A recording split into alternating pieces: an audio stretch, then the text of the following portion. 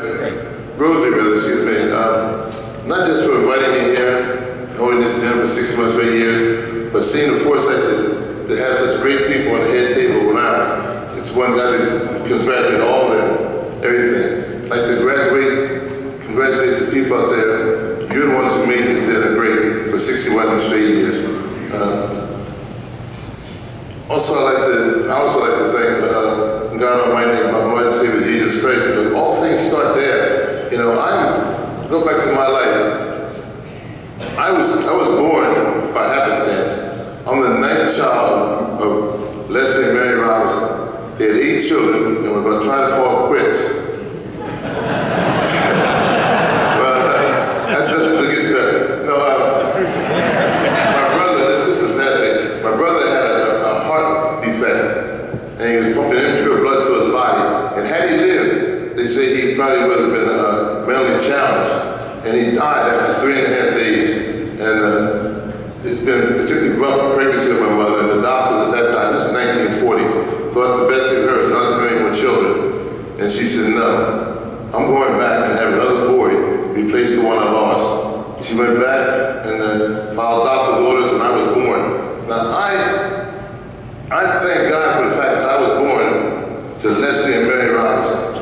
They gave me the DNA. They gave me the things that let me run, to jump, and love to hit people.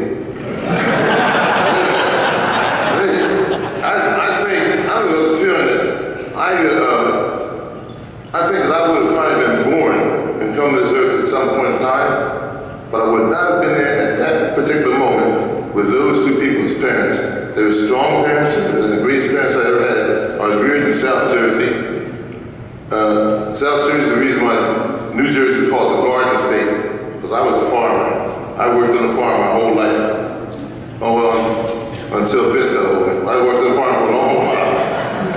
You know, when my words are slick, I'm going to tell you, I got a problem. I have a tooth extracted. I'm trying to get a permanent implant. I just can't talk with this tooth missing. In fact, Michael sat next to me, so my food was launched to this thing on there. I tried not to smile because I look like a jack-o'-lantern. It's just one of those things. But to get back to my family, my family is the whole key. My mother and father both were somewhat athletic, and they were born in 1903 and 1904, and so they're old folks, and they're old school. They went through the Depression, they went through all that mess.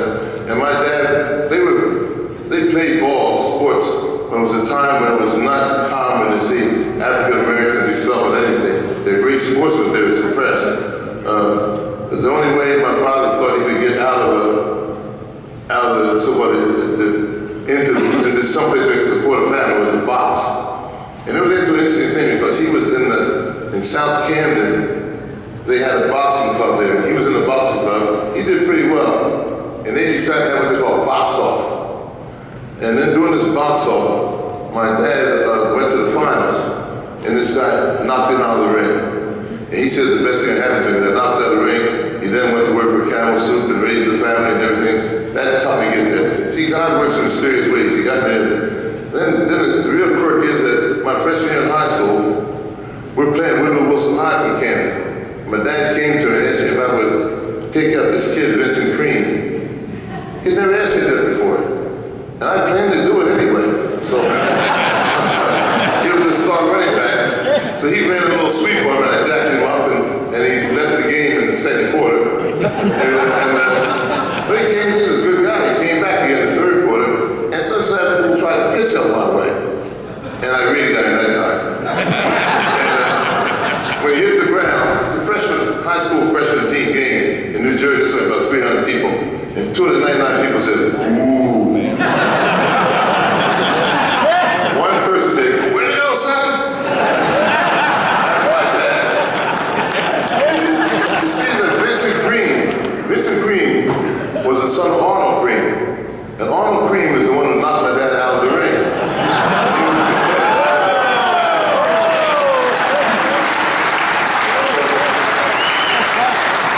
So you see, I inherited a long memory from my dad, and I remember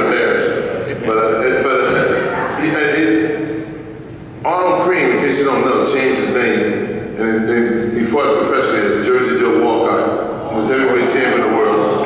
And after the 1967 season, I went back home, and Jersey Joe asked me to campaign for him. He was running for sheriff of Camden County. And I said, yeah. I said, this is my chance to find an old man and deck him this or that.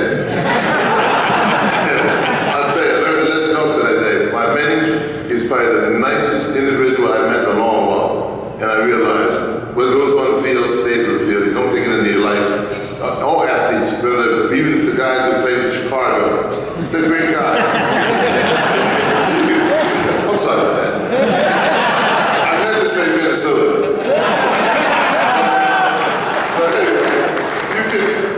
You know what? There's a bond between athletes, and I'll tell you that, and that bond runs strong. And I don't know how many people know, but the Green Bay Packers would not be in the National Football League today had not been for the Chicago Bears. And it's the one, the oldest long-range rivalry in the league. Thank you.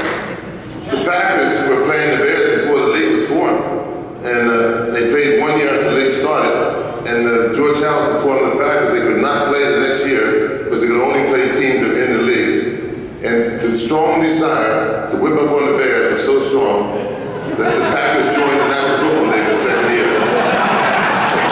And they won a whole bill, and it's been a great rivalry, and I tell you, I love to watch it every day. You know, so I go back to, I'm going to backtrack a little bit about my father. It's my freshman year it was, and then he got sick. He was already sick, he got sicker. He was in the hospital. I had a chance to play on the varsity football team for one game, Thanksgiving Day, in my freshman year. And after that, I went by the hospital to see my father, and he was talking to me, and he asked what I was going to do. He says, are you going to go for basketball? I said, well, Dad, they asked me to, and I won't have to give an answer until Monday. But I'm not sure what I want to do, because I want to hit the books and do some studying. Well, my father said, son, I wish you'd go for basketball. He said, because your mother worries about you after school when you aren't there, but when you play sports, you know where you are. And I said, well, I'll let you know Monday. That Monday, they called me about 11 o'clock and told me my father passed away. And I went, and then after the funeral, I went back to school and they said, they come for basketball. And I said, well, I think I better. And to keep from going home after school, I played every sport there was. In fact, my last 3 years in high school, I played 4 sports. Basketball, baseball, I did a little track, and of course football. I got 12 letters in 3 years. I don't think I came home directly after school more than 5 times in the whole 4 years I was in school. My mother was very happy. But that was the last bit of advice my father gave me. That was a good one. He didn't have a formal education.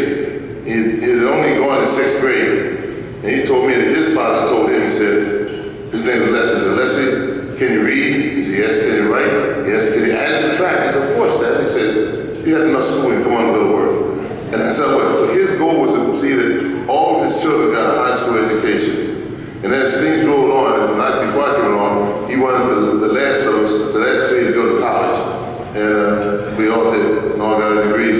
And the tips cost him. He was a great motivator. You know, like he was a very smart man, and he was not book smart. He was intelligent, very intelligent.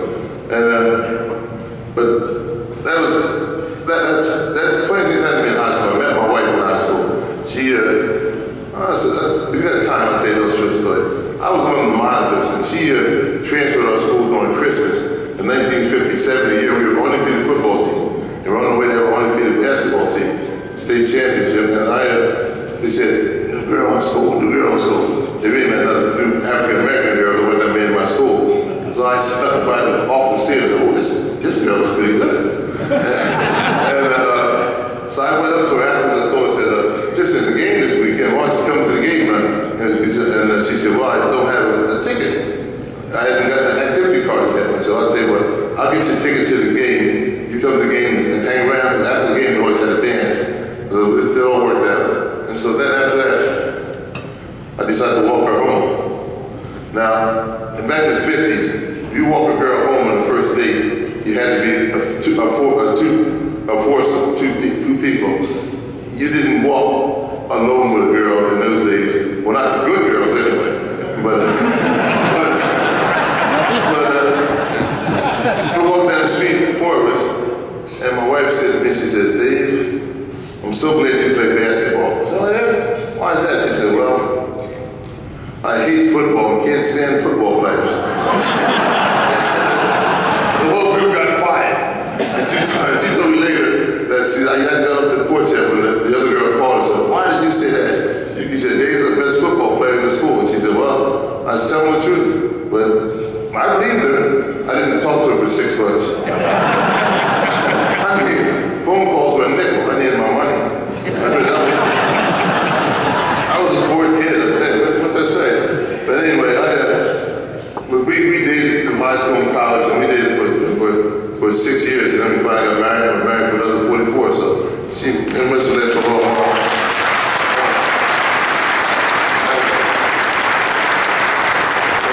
In fact, I left New Jersey, went to Penn State, University of the Pennsylvania State University, and she went there. She didn't go to school there, but she was behind me. She was a couple classes behind me, but she went with me and got me enrolled there and everything else. And I played for, not for, but under Joe Paterno. Joe Paterno was an assistant coach.